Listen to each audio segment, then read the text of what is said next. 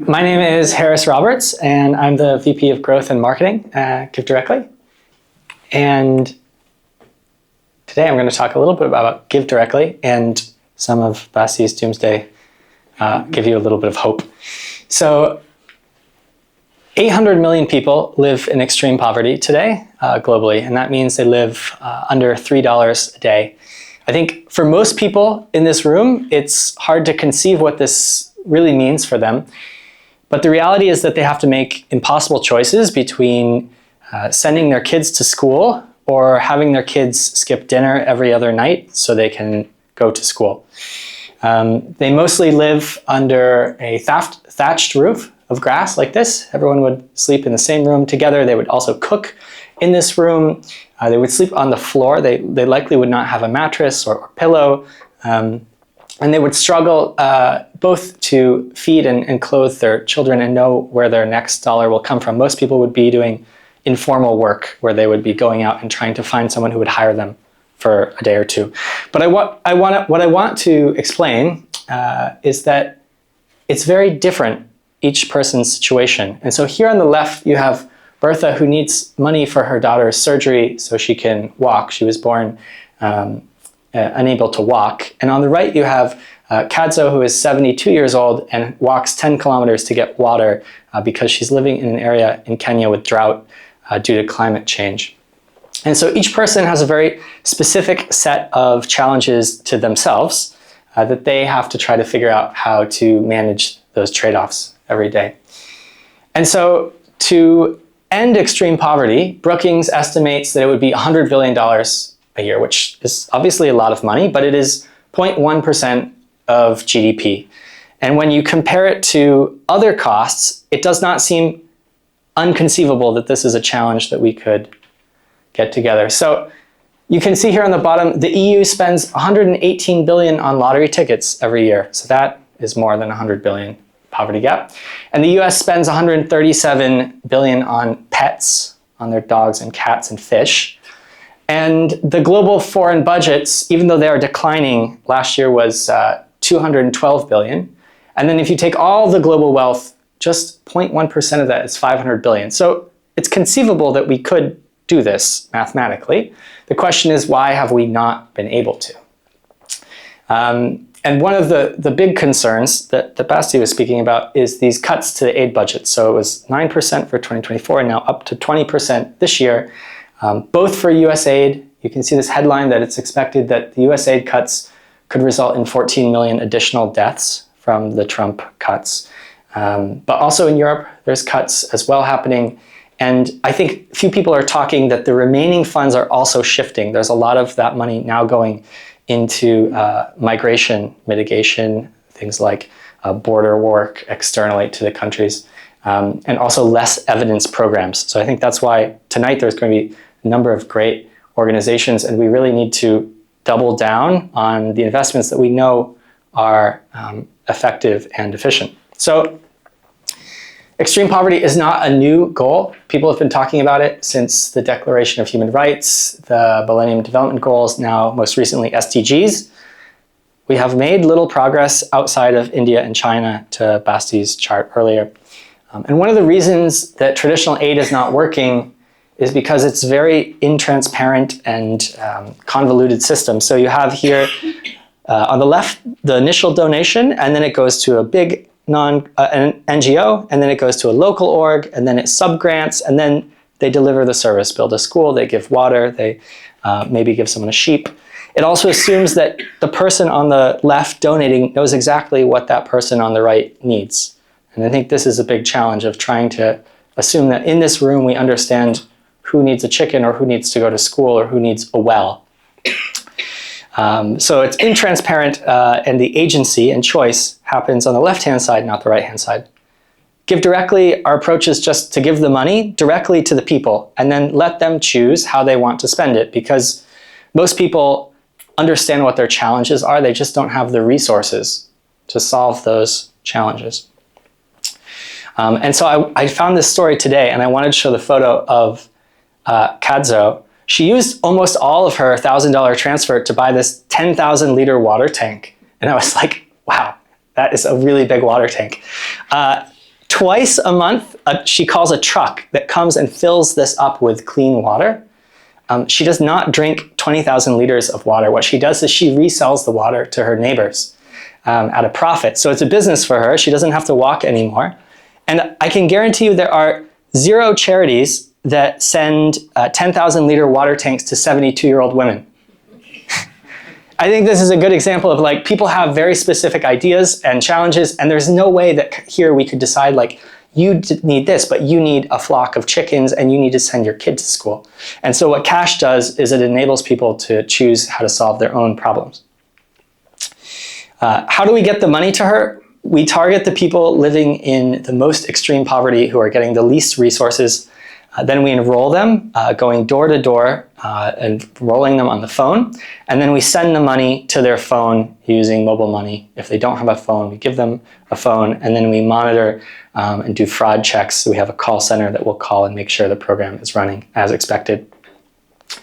Cash is really well evidenced. There's over 1,000 academic studies. It's one of the most studied interventions.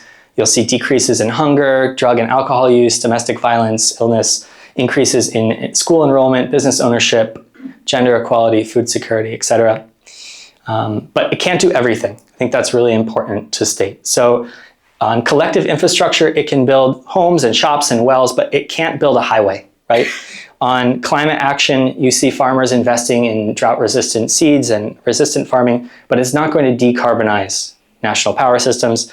And it helps people pay for medical care and school fees, but it's not building hospitals and schools. So it needs to be in combination with other work. GiveWell last year revised their evaluation on cash transfers. So it's now 3 to 4 times more effective. So if you've previously donated, this is for all GiveDirectly cash transfer programs previously and today. So it turns out your donation is more effective than they had thought. That's great news for you. 3 things drove this. A research study on the economic multiplier has found 2.5x. So every $1,000 sent resulted in $2,500 of economic activity. So the people who received the transfers benefited and the other community around them. Second, a number of long-term studies have come out showing that the benefits are durable over 7-10 years, and also some child and mortality reductions. That study came out this year. We had given GiveWell a preview on it, but it found that infant deaths were cut by half, and this is a really big number in this space. It's driven by 3 things, and I think this is really interesting when you think about how cash enables work. First is that mothers were working less. They were not farming right after or before giving birth.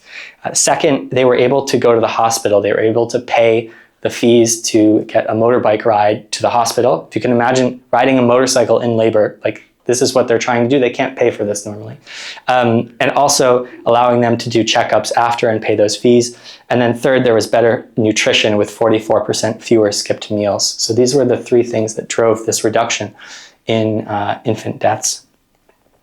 There's 3 big bets that GiveDirectly is taking, and you should come chat with me about these later. One is national scale. What would it look like to do cash transfers at a national level? Second is disaster relief across the world. And third is targeting mothers and babies and seeing if we can create a program specifically for this. That 50% reduction was just happened to be the people who were pregnant when the transfers happened. So this is looking at how we can partner with other orgs for focusing on that. So there's a quick video on the impacts of cash 10 years later.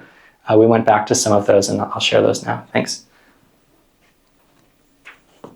Let's see. Does giving people cash reduce poverty in the long run? Watch how Kenyans are doing a decade after getting $1,000. Can you hear anything? GiveDirectly has distributed up to $1,000 to 65,000 families since 2011. Ready? Studies show that spend this money well and the impacts are immediate. But what about in the long run? Will the impacts of this one-time $1,000 last? We went back to some of the first villages GiveDirectly paid in Kenya to find out.